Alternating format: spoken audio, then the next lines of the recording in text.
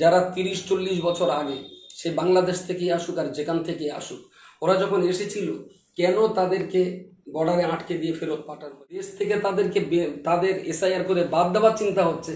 তো যারা তাদের নিজস্ব চিন্তা ভাবনা তাদের জন্মভূমি বাংলাদেশে ফিরে যাচ্ছে, তাহলে তাদের আটকানো হচ্ছে। এসআইআর সম্পর্কে অনেক মানুষের বক্তব্য যে আমাদের দেশের বাইরের রাষ্ট্রের মানুষেরা, বিশেষ করে বাংলাদেশিরা প্রচণ্ডভাবে রয়েছেন এবং তাদের কারণে আমাদের অসুবিধা হচ্ছে। সুতরাং এসআইআর করে দেশের অরিজিনাল নাগরিক কারা, আসল দেশের নাগরিক কারা, সেটা চিহ্নিত হবে এবং তারা যদি দেশ থেকে তাদেরকে বিতরণ করা হয়, তাহলে আমাদের দেশের যারা আসল নাগরিক তাদের রেশন, চাকরি, শিক্ষা, স্বাস্থ্য সমস্ত দিক দিয়ে তারাই সুযোগ সুবিধাটুকু পাবে। বহিরাগতরা অনেক সুযোগ নিয়ে নিচ্ছে, যার জন্য দেশের অরিজিনাল নাগরিকরা সেই সমস্ত সুযোগ থেকে তারা বঞ্চিত হচ্ছেন। তো এসআইআর করলে দেশের কর্মসংস্থান বাড়বে, চাকরি বাড়বে, শিক্ষা স্বাস্থ্যে আমাদের দেশের নাগরিকরা তারা অনেক ভালো সুবিধা পাবে। এবং এই ব্যাপারটাকে কেন্দ্র করে অনেকেই বলতে শোনা যাচ্ছে যে বাংলাদেশি এবং রোহিঙ্গা মুসলিম যারা এদেশে আছে তাদেরকে তাড়িয়ে দিলেই পরে এদেশের বাকি নাগরিকরা তারা সুস্থ এবং সবলভাবে স্বাভাবিক জীবনযাত্রায় অনেক উন্নয়নমূলকভাবে স্বাভাবিকভাবে অনেক উন্নতির সঙ্গে তারা কালযাপন করতে পারবেন। এসআইআর যারা চাইছেন না তাদের অনেকের বক্তব্য যে এসআইআর মধ্য দিয়ে দেশের আসল যারা নাগরিক, এই ধরনের অনেক নাগরিককে বাদ দেওয়ার একটা কঠিন ষড়যন্ত্র চলছে। তারা আসামের কথা বলছেন, বিহারের কথা বলছেন, যে যারা বাপ ঠাকুর দাদা 14 পুরুষ যারা এখানেই জন্মগ্রহণ করেছে, এখানেই বেড়ে উঠেছে, তারা জীবনে কখনো বাংলাদেশের মুখ দেখেনি, তাদেরকেও বেনাগরিক করে দেওয়ার এটা একটা ষড়যন্ত্র। কিন্তু খুবই দুর্ভাগ্যজনক ব্যাপার হলো সরকার যে আসলে কি চাইছেন তা আজও পর্যন্ত স্পষ্ট নয়। সরকারের উদ্দেশ্য সম্পর্কে আমরা ইতিপূর্বে শুনেছিলাম যে বাংলাদেশ থেকে যে সমস্ত মানুষেরা এখানে এসেছেন তাদেরকে হিন্দু, খ্রিস্টান, শিখ, বৌদ্ধ এবং পার্সিয়ানদের নাগরিক দেওয়া হবে। শুধু বাংলাদেশ বলে নয়, ভারতবর্ষের বাইরে থেকে যারা ভারতবর্ষে এসেছেন এবং এখানে যারা থাকতে চান তাদের ভিতরে হিন্দু, খ্রিস্টান, শিখ, বৌদ্ধ এবং পার্সিয়ানদের নাগরিকত্ব দেওয়া হবে, কিন্তু মুসলমানদের নাগরিকত্ব দেওয়া হবে না।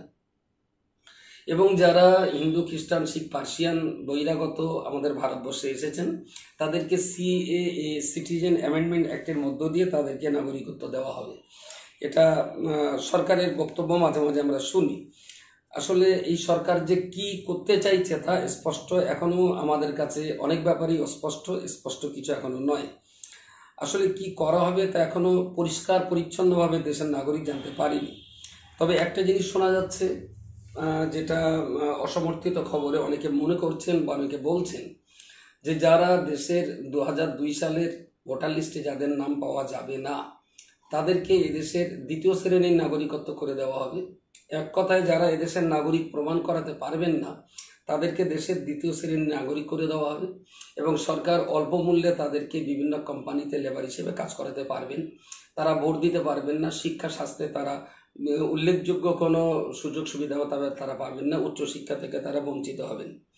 আসলে এই জায়গাটায় আমার অত্যন্ত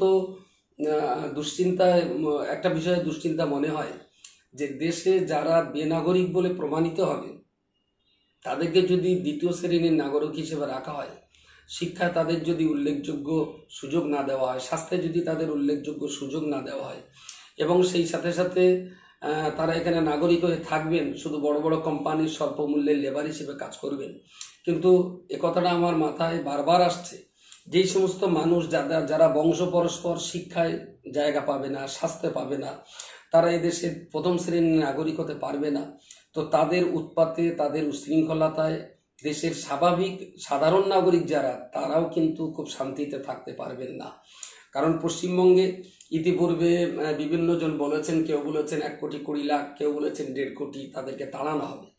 কিন্তু সরকার যদি মনে করেন তাদেরকে তাড়ানো হবে না, এদেশেই তারা দ্বিতীয় শ্রেণী হিসেবে থাকবে, তো 9 কোটি মানুষের ভিতরে রাজ্যের 1.5 কোটি মানুষ যদি শিক্ষা, স্বাস্থ্য এবং রেশনের সুযোগ, বিভিন্ন সুযোগ থেকে বঞ্চিত হয়ে শুধুমাত্র এদেশের শ্রমিক হিসাবে কাজ করবেন দ্বিতীয় শ্রেণীর নাগরিক হিসাবে, তাহলে আমি মনে করি এই 1.5 কোটি মানুষ তারা স্বাভাবিক জীবনযাপন করতে যখন না পারবে তখন বিভিন্ন ধরনের অসামাজিক ক্রিয়াকলাপে তারা ব্যস্ত হবে এবং দেশের অরিজিনাল নাগরিক আমরা যারা আছি আমরা কিন্তু তাদের উৎপাতের কারণে আমরাও স্বস্তির সঙ্গে এখানে বসবাস করতে পারবো না।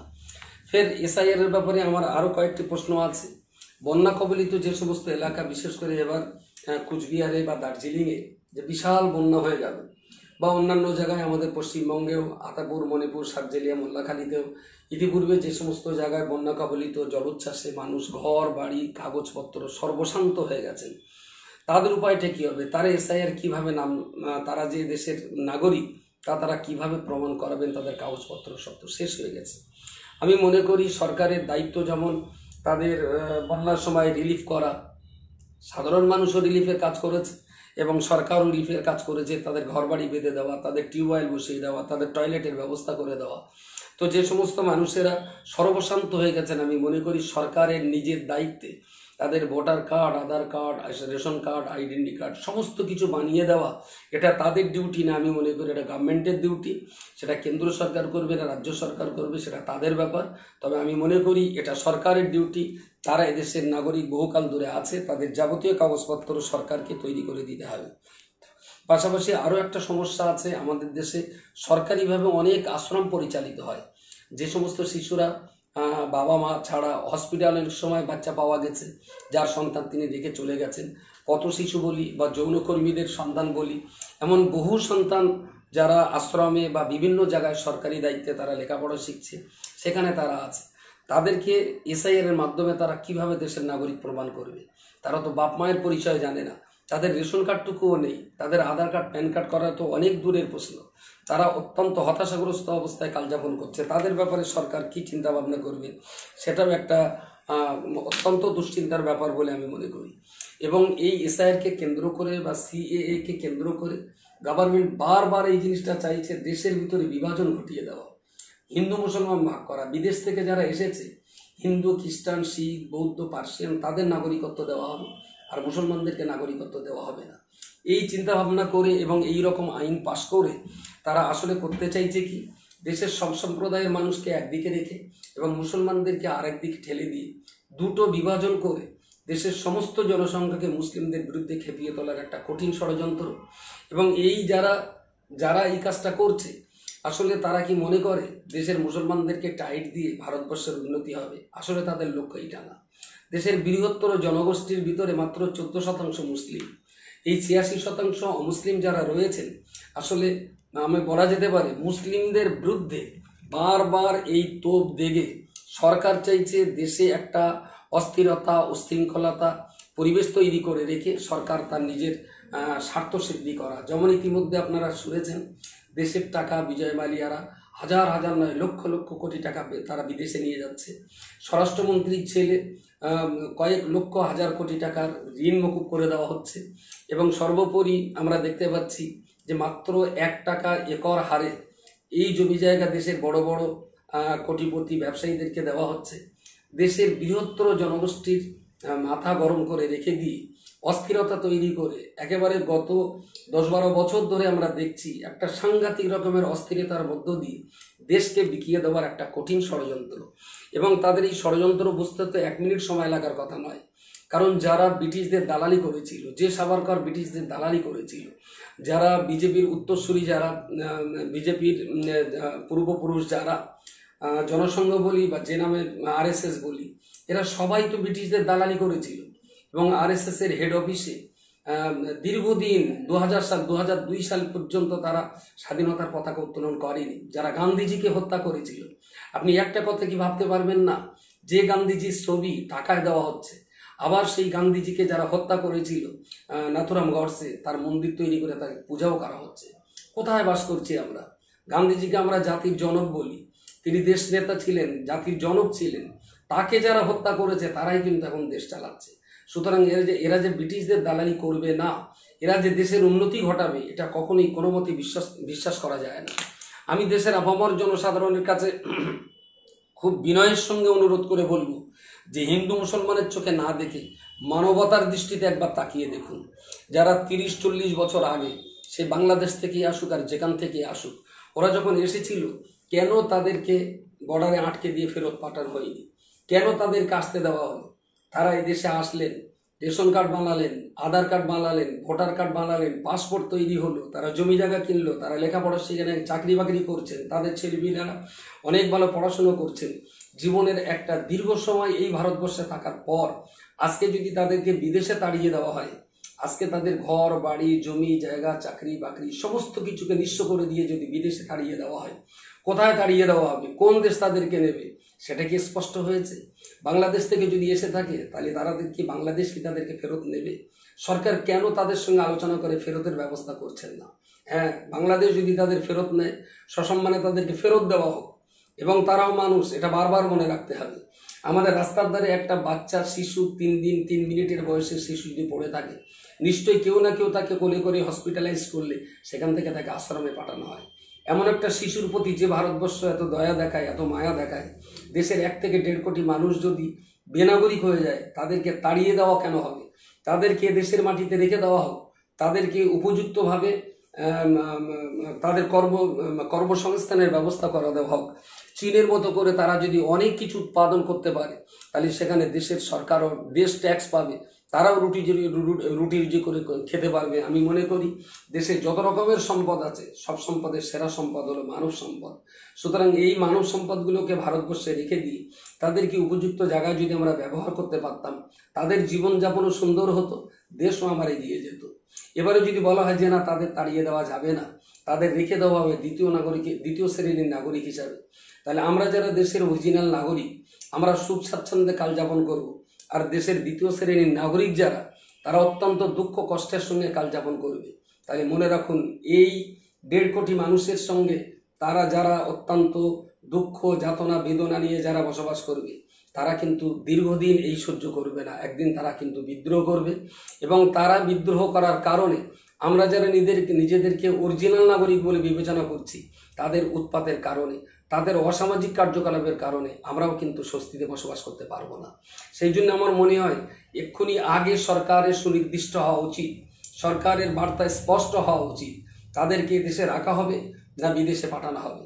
যদি তাদেরকে বিদেশে পাঠিয়ে দেওয়া হয় সসম্মানে, আমার মত আছে। তাদের যদি এদেশে রাখা হয় দ্বিতীয় শ্রেণীর নাগরিক হিসাবে, এতে আমি খানিকটা আমার দ্বিমত রয়েছে। কারণ একই সঙ্গে প্রথম শ্রেণীর নাগরিক বসবাস করবে, আমার পাশেই থাকবে দ্বিতীয় শ্রেণীর নাগরিক, তারা কিন্তু আমাকে স্বস্তির সঙ্গে এখানে বসবাস করতে দেবে না। তবে এদেশের যারা ভূমিপুত্র, তাদের নাম যে তালিকা থেকে বাদ যাবে না, একথা আমি একবারও বলতে পারি না। কারণ বিহারের অনেক ভূমিপুত্রদের নাম বাদ গেছে, আসামের অনেক ভূমিপুত্র তাদের নামও বাদ গেছে, পশ্চিমবাংলার অনেক ভূমিপুত্র যারা 14 গোষ্ঠী এখানে বসবাস করছেন, তাদের নাম এখানে বাদ যাবে না, একথা বলা যাবে না, যেতে পারে। তো আমি অনুরোধ করব দেশের জনগণের কাছে যে অন্তত মানবিক দৃষ্টিভঙ্গি নিয়ে একবার মূল্যায়ন করা হোক। হিন্দু এখান থেকে চলে যাবে না মুসলমান চলে যাবে, হিন্দু থাকবে না মুসলমান থাকবে, এই বিচার বিবেচনা না করে মানবিক চোখে, মানবের দৃষ্টিতে একবার তাকিয়ে দেব। যে ভারতবর্ষ পথের ধারে পড়ে থাকে একটা বাচ্চাকে নিরাপত্তা দিতে পারে, একটা বাচ্চাকে আশ্রমে রেখে সরকারি খরচে তাদের পিছনে হাজার হাজার কোটি টাকা খরচা করে তাদেরকে লেখাপড়া শিখে মানুষ করার কথা ভাবছেন, কিন্তু দুর্ভাগ্য তারা দেশের নাগরিক হবে কি হবে না একথা এখনো ভাবা হচ্ছে না। সুতরাং এই জটিল পরিস্থিতিতে দেশের নাগরিক আমরা যারা আছি, আমরা নিজেরা ঝগড়া না বাঁধি। আমার মনে হয় পক্ষে বিপক্ষে বিভিন্ন রকমের মন্তব্য যারা করছেন, আপনারা এক জায়গায় বসুন। যদি এ সম্পর্কে আমার পড়াশোনা অত্যন্ত কম, তারপরেও আমি বারবার জাতি বিবেচনা না করে আমি মানবিক দৃষ্টিভঙ্গি দিয়ে বিচার করার পক্ষে, সেই মানুষগুলোর ভবিষ্যৎ কী হবে, এই মানুষগুলো ভবিষ্যৎ জীবনে কিভাবে বাঁচবে, বাংলাদেশে তাড়িয়ে দিলে বাংলাদেশ তাদের নেবে কিনা, এদেশে থাকলে তারা কিভাবে থাকবে, এই বিচার বিশ্লেষণ করে মানুষের প্রতি আমরা বারবার যে কথাটা বলি, সবার উপরে মানুষ সত্য, তাহার উপরে নয়। দেশের সব সম্পদের চাইতে সেরা সম্পদ মানব সম্পদ। তাই যদি হয়ে থাকে, তাহলে মানুষের প্রতি সৎ ইনসাফের ব্যবহার করাটা অত্যন্ত যুক্তিযুক্ত বলে আমি মনে করি। তো এসআইআর শুরু হওয়ার পরে যারা অত্যন্ত দুশ্চিন্তায় আছেন, আমি তাদের বলবো দুশ্চিন্তা করবেন না। নিশ্চয়ই দেশের শুভবুদ্ধি সম্পন্ন মানুষ সবাই এখনো সর্বনাশ হয়ে যায়নি। আপনার পাশে দেশের বৃহত্তর গোষ্ঠীর শুভবুদ্ধি সম্পন্ন মানুষ, তারা কিন্তু আপনার পাশে থাকবে। আপনি অযথা দুশ্চিন্তায় ভুগবেন না। দেখি আগামী দিন এরা দেশটাকে কোথায় নিয়ে যেতে চাইছে, আমরা আপনাদের পাশে থাকবো। হিন্দু মুসলমানের চোখে না দেখে মানুষের চোখে দেখলে আমার মনে হয় ব্যাপারটা ভালো হবে। এবং মানুষের প্রতি মানুষের যদি এহসান না থাকে, যদি মানুষের কল্যাণে আমি নিজেকে নিয়োজিত করতে না পারি, তাহলে এর চাইতে বড় দুঃখজনক আর কিছু হতে পারে না। আমি পাশাপাশি এটাও বলবো, দেশের যত শিক্ষিত সমাজ রয়েছেন, যখন বাড়িতে বিএলআরও যারা যাবেন, বুথ লেভেল অফিসার যারা আছেন, তারা যখন যাবেন, এখানে সব রাজনৈতিক দলের মানুষ সঙ্গে থাকতে হবে। সব ধর্মের মানুষ তাদের সঙ্গে থাকতে হবে। অনেক বৃদ্ধ মানুষ রয়েছেন, অনেক অসহায় মানুষ রয়েছেন, যাদের ছেলেপিলেরা গুজরাট, দিল্লি, বোম্বে, রাজস্থান, হরিয়ানাতে কর্মে নিয়োজিত। তাদের বাড়িতে যখন অফিসার যাবেন তারা হয়তো সব কথা গুছিয়ে বলতে পারবেন না। সেই জন্য সকল রাজনৈতিক দলের প্রতিনিধি বিএলওর সঙ্গে থাকাটা জরুরি এবং সকল ধর্মের মানুষও তাদের সঙ্গে থাকা জরুরি। ধর্মের হিংসাত্মক কারণে কেউ যাতে বাদ না যায়, রাজনৈতিক হিংসার কারণে কেউ যাতে বাদ না যায়, সেই দিকটা লক্ষ্য রেখে কাজগুলো করতে হবে। বিশেষত অল ইন্ডিয়া সুন্নাতুল জামাতের ব্লক কমিটি, অঞ্চল কমিটি এবং গ্রাম কমিটিতে যারা কর্মী হিসাবে আছেন তাদের বলবো, আপনার গ্রামের মানুষের সাহস দিন। কারণ এই দুশ্চিন্তায় বহু মানুষ আক্রান্ত হয়ে যাচ্ছেন, অনেক হার্ট অ্যাটাক করছেন, অনেকের মৃত্যুর খবর পাচ্ছি। তো আপনারা তাদের পাশে থাকবেন, তাদের কাগজপত্র চেক আপ করুন, তাদের কোনো কিছু অভাব থাকলে সেগুলোকে মিটিয়ে দেওয়ার চেষ্টা করুন।